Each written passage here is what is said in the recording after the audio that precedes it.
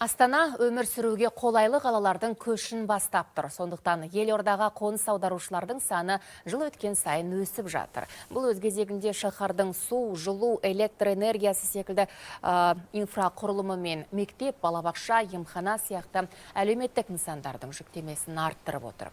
Ресми дерек бойынша қазір елорда халқының саны 1,5 миллион екен. Ал ел өңірлерінен келіп тіркеусіз тұрып жатқандар туралы нақты есеп жоқ.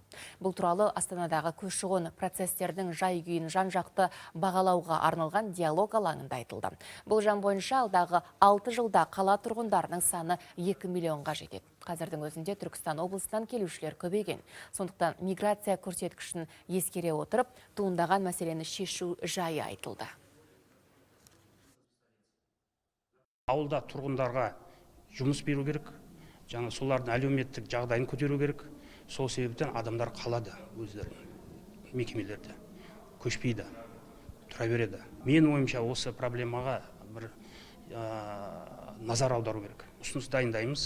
Ол ұсынысты қоғамдық кеңестің атынан құзырлы тиісті органдарға жіберіледі.